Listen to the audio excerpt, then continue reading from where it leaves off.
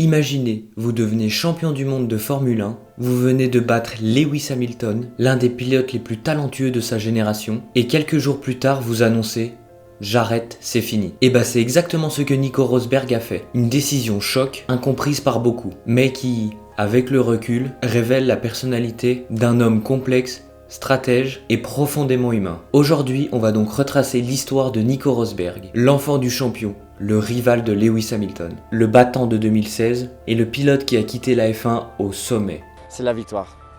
Parce que la victoire, c'est une très belle chose de fêter ça avec tous les potes, l'équipe, après avec tous ceux qui m'ont soutenu. Merci à vous si vous regardez, vous m'avez soutenu dans toutes les années. De fêter ça, c'était toujours très très puissant. Et bon, ça c'est sûr, c'est un peu dommage que je ne vais plus avoir ça. Nico Rosberg naît dans la vitesse. Son père, Keke Rosberg, champion du monde 1982, lui transmet très tôt la passion pour le sport automobile.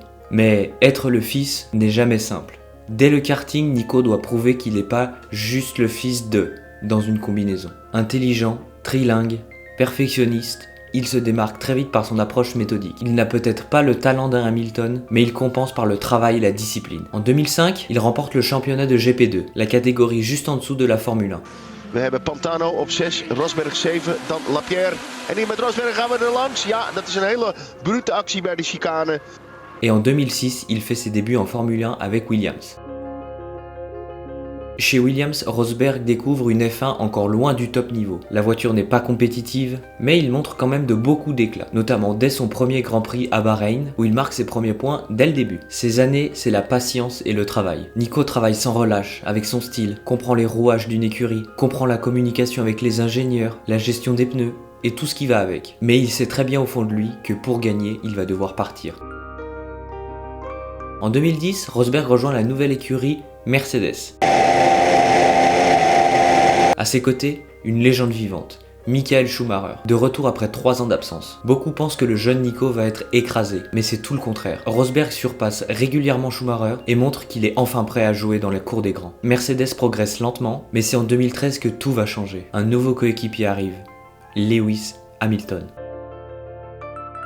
Au départ, ce sont 2 amis. Ils ont couru ensemble au karting, rêvent de F1 ensemble. Mais la F1, comme vous le connaissez, ne laisse pas place à l'amitié. Valtteri Bottas, round turn 3 we go, and it's Nico Rosberg and Hamilton's onto the grass, and Hamilton's had a massive crash, and he's crashed into his teammate. The two Mercedes come together as Hamilton tried to pass on the inside, and he can cover his hands over his eyes. Entre 2014 et 2016, Mercedes domine complètement la discipline, et la bataille interne devient une guerre psychologique. Hamilton, plus instinctif, plus rapide dans le chaos. De l'autre côté, Rosberg, plus méthodique et plus cérébral. Course après course, tension après tension, accrochage, regard glacial, stratégie interne, leur rivalité atteint le sommet en 2016. Cette année-là, Nico décide de tout donner. Il change sa préparation mentale, sa rigueur, jusqu'à son sommeil et son alimentation. Tout est mis en revue, chaque détail compte, et cette fois-ci, il ne cédera pas.